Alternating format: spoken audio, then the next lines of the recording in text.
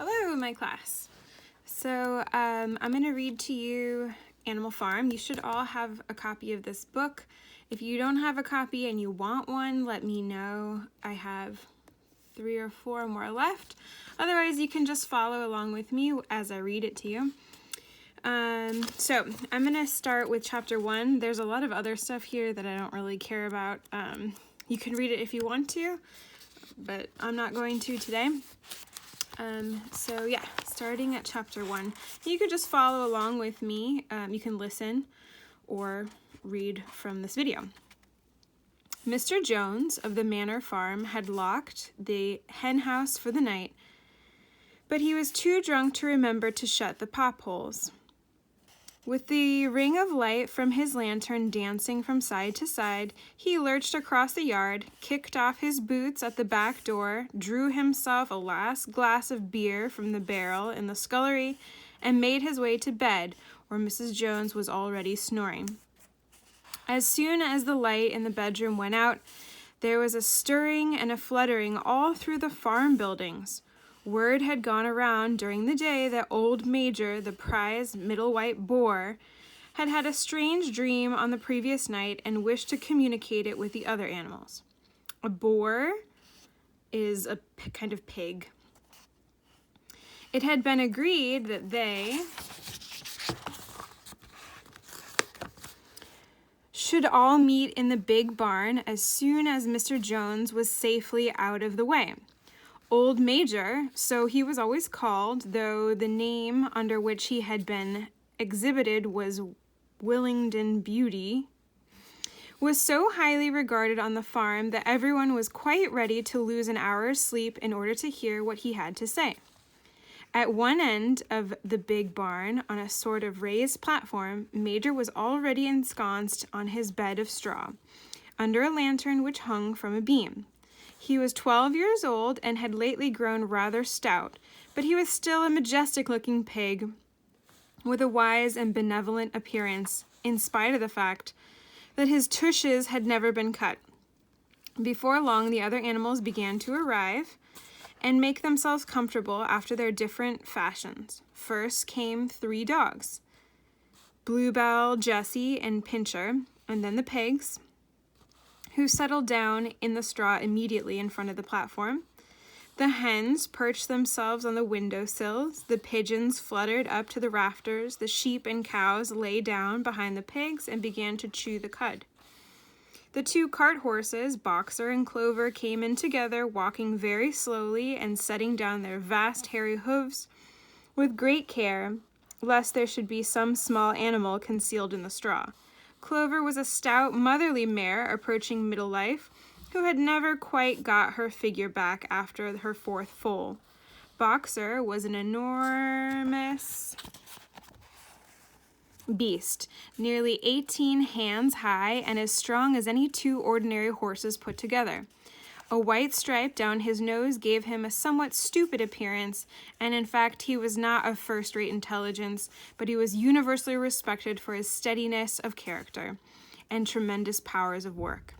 After the horses came Muriel, the white goat, and Benjamin, the donkey. Benjamin was the oldest animal on the farm and the worst-tempered. He seldom talked, and when he did, it was usually to make some cynical remark. For instance, he would say that God had given him a tail to keep the flies off, but that he would sooner have had no tail and no flies. Alone among the animals on the farm, he never laughed. If asked why, he would say that he saw nothing to laugh at. Nevertheless, without openly admitting it, he was devoted to Boxer. The 2 of them usually spent their Sundays together in the small paddock beyond the orchard, grazing side by side and never speaking. The 2 horses had just lain down when the brood of ducklings, which had lost their mother, filed into the barn, chirping feebly and wandering from side to side to find some place where they would not be trodden on. Clover made a sort of wall around them with her great foreleg, and the ducklings nestled down inside and promptly fell asleep. At the last moment, Molly, the foolish, pretty white mare who drew Mr. Jones's trap, came mincing daintily in, chewing at a lump of sugar. She took place near the front and began flirting her white mane, hoping to draw attention to the red ribbons that it was plated with. Last of all came the cat, who looked around, as usual, for the warmest place, and finally squeezed herself between Boxer and Clover. There she purred contentedly throughout Major's speech, without listening to a word of what he was saying. All the animals were now present except Moses, the tame raven, who slept on a perch behind the back door. When Major saw that they had all made themselves comfortable and were waiting attentively, he cleared his throat and began. "Comrades, you have heard already about the strange dream I had last night, but I will come to the dream later. I have something else to say first. I do not think, comrades, that I shall be with you for many months longer, and before I die, I feel it my duty to pass on to you such wisdom as I have acquired. I have had a long life, I have had much time for thought as I lay alone in my stall, and I think I may say that I understand the nature of life to this earth as well as any animal now living. It is about this that I wish to speak to you. Now, comrades, what is the nature of this life of ours? Let us face it, our lives are miserable, laborious, and short. We are born, we are given just so much food as will keep the breath in our bodies, and those of us who are capable of it are forced to work to the last atom of our strength. And the very instant that our usefulness has come to an end, we are slaughtered with hideous cruelty. No animal in England knows the meaning of happiness or leisure after he is a year old. No animal in England is free. The life of an animal is misery and slavery. That is the plain truth." So I'm wondering if you guys remember this word misery, or miserable, means very sad. Laborious means a lot of work. Okay, so what do you think Boxer is trying to, or not Boxer, what's his name? Old Major is trying to tell the animals about? He said, our life is miserable, very hardworking, and short. We are born, we are given enough food to keep us alive, but as soon as we're not useful anymore, what do you think happens to the animals on the farm when they get too old? The very instant that our usefulness has come to an end, we are slaughtered. Slaughtered means killed, so any old animal gets killed with hideous cruelty. So he says, no animal in England is free or happy. And that is the plain truth, Old Major says. But is this simply part of the order of nature? Is it because this land of ours is so poor that it cannot afford a decent life to those who dwell upon it? No, comrades, 1,000 times no. The soil of England is fertile. Its climate is good. It is capable of affording food in abundance to an enormously greater number of animals than now inhabit it. This single farm of ours would support 12 horses, 20 cows, hundreds of sheep, and all of them living in a comfort and dignity that we are now almost beyond our imagining. Why then do we continue in this miserable condition? Because nearly the whole of the produce of our labor is stolen from us by human beings. There, comrades, is the answer to all our problems. It is summed up in a single word: man. Man is the only real enemy we have. Remove man from the scene, and the root cause of hunger and overwork is abolished forever. So maybe at this point you're starting to recognize the animals feel like they're working a lot, and then they don't get anything good out of all the hard work that they do. Does that sound like some of those economic systems we just studied? Man is the only creature that consumes without producing. He does not give milk. He does not lay eggs. He is too weak to pull the plow. He cannot run fast enough to catch rabbits, yet he is lord of all the animals. So would you say the man is proletariat or bourgeoisie? He sets them to work. He gives back to them the bare minimum that will prevent them from starving, and the rest he keeps for himself. Our labor tills the soil, our dung fertilizes it, and yet there is not one of us that owns more than his bare skin. You cows that I see before me, how many thousands of gallons of milk have you given during this last year? And what has happened to that milk, which should have been breeding up sturdy calves? Every drop of it has gone down the throats of our enemies. And you hens, how many eggs have you laid in this last year? And how many of those eggs ever hatched into chickens? The rest have all gone to market to bring in money for Jones and his men. And you, Clover, where are those 4 foals you bore? Foals are baby horses. Who should have been the support and pleasure of your old age. Each was sold at a year old. You will never see one of them again. In return for your 4 confinements and your labor in the fields, what have you ever had except your bare rations and a stall? And even the miserable lives that we lead are not allowed to reach their natural span. For myself, I do not grumble. I am one of the lucky ones. I am 12 years old and have had 400 children, over 400 children. Such is the natural life of a pig. But no animal escapes the cruel knife in the end. You young porkers who are sitting in front of me, every one of you will scream your lives out at the block within a year.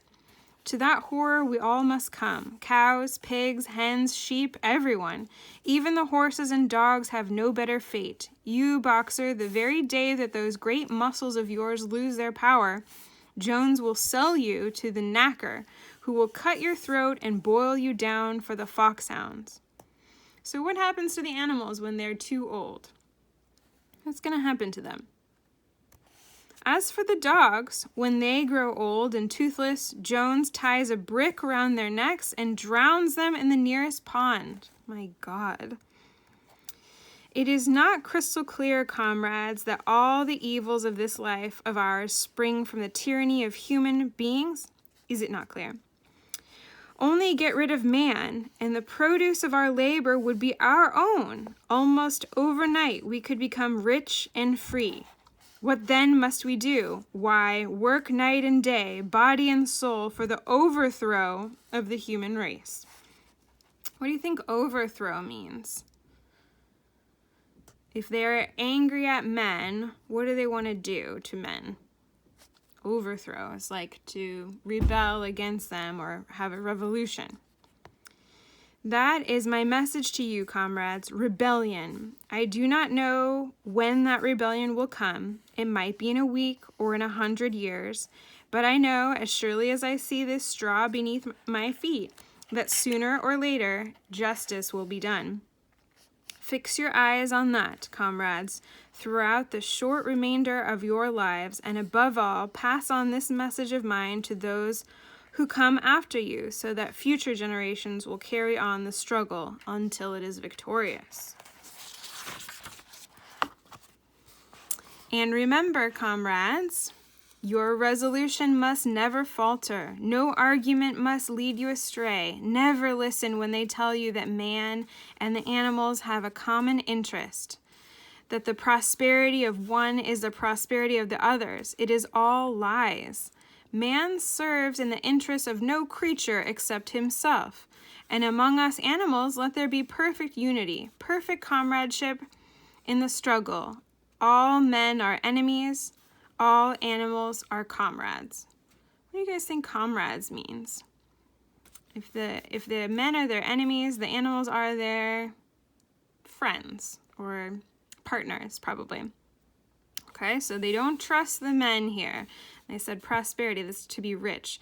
If man is rich, does it mean animals are rich? Probably not. The animals are only working for the man. At this moment, there was a tremendous uproar. While Major was speaking, 4 large rats had crept out of their holes and were sitting on their hindquarters, listening to him. The dogs had suddenly caught sight of them, and it was only but a swift dash for their holes that the rats saved their lives. Major raised his trotter for silence. "Comrades," he said, "here is a point that must be settled. The wild creatures, such as rats and rabbits, are they our friends or our enemies? Let us put it to the vote. I propose this question to the meeting. Are rats comrades?" The vote was taken at once, and it was agreed by an overwhelming majority that rats were comrades. There were only 4 dissentients, the 3 dogs and the cat, who was afterwards discovered to have voted on both sides. Major continued. "I have little more to say. I merely repeat, remember always your duty of enmity towards man and all his ways. Whatever goes upon 2 legs is an enemy. Whatever goes upon 4 legs or has wings is a friend. And remember also that in fighting against man, we must not come to resemble him. Even when you have conquered him, do not adopt his vices. No animal must ever live in a house, or sleep in a bed, or wear clothes, or drink alcohol, or smoke tobacco, or touch money, or engage in trade. All the habits of man are evil. And above all, no animal must ever tyrannize over his own kind. Weak or strong, clever or simple, we are all brothers. No animal must ever kill any other animal. All animals are equal." Okay, so does this sound like capitalism? Does this sound like socialism? Does this sound like communism? What do you think? And now, comrades, I will tell you about my dream of last night. I cannot describe that dream to you. It was a dream of the earth, as it will be when man has vanished. But it reminded me of something that I had long forgotten. Many years ago, when I was a little pig, my mother and the other sows used to sing an old song of which they knew only the tune and the first 3 words. I had known that tune in my infancy, but it had long since passed out of my mind. Last night, however, it came back to me in my dream, and what is more, the words of the song also came back. Words, I am certain, which were sung by the animals of long ago and been lost to memory for generations. I will sing you that song now, comrades. I am old and my voice is hoarse, but when I have taught you the tune, you can sing it better for yourselves. It is called Beasts of England. Old Major cleared his throat and began to sing. As he had said, his voice was hoarse, but he sang well enough, and it was a stirring tune, something between Clementine and La Cucaracha. The words ran. I'm not going to sing it to you because I don't know the tune. Beasts of England, beasts of Ireland, beasts of every land and clime, hearken to my joyful tidings of the golden future time. Soon or late in the day is coming, tyrant man shall be o'erthrown, and the fruitful fields of England shall be trod by beasts alone. Rings shall vanish from our noses, and the harness from our back. Bit and spur shall rust forever, cruel whips no more shall crack. Riches more than mind can picture, wheat and barley, oats and hay, clover, beans, and mangel wurzels shall be ours upon that day. Bright will shine the fields of England, purer shall its waters be, sweeter yet shall blow its breezes on the day that sets us free. For that day we all must labor, though we die before it break. Cows and horses, geese and turkeys, all must toil for freedom's sake. Beasts of England, beasts of Ireland, beasts of every land and clime, hearken well and spread my tidings of the golden future time. The singing of the song threw the animals into the wildest excitement. Almost before Major had reached the end, they had begun singing it for themselves. Even the stupidest of them had already picked up the tune and a few of the words, and as for the clever ones, such as the pigs and dogs, they had the entire song by heart within a few minutes. And then After a few preliminary tries, the whole farm burst out into Beasts of England in tremendous unison. The cows loved it, the dogs whined it, lowed it. The sheep bleated it, the horses whinnied it, the ducks quacked it. They were so delighted with the song that they sang it right through 5 times in succession, and might have continued singing it all night if they had not been interrupted. Unfortunately, the uproar awoke Mr. Jones, who sprang out of bed, making sure that there was a fox in the yard. He seized the gun, which was always stood in the corner of his bedroom, and let fly a charge of number of 6 shot into the darkness. The pellets buried themselves in the wall of the barn, and the meeting broke up hurriedly. Everyone fled to his own sleeping place. The birds jumped onto their perches, the animals settled down in the straw, and the whole farm was asleep in a moment. Okay, so that's chapter 1. Hopefully you can see some parallels between the different systems of economics we talked about, capitalism, socialism, communism, and the story will kind of tell us what happens in that system. So it's a pretty good book. Hopefully, that was the first chapter, so hopefully it was a little interesting to you about the animals, and then we'll see what happens to the animals in the next chapter.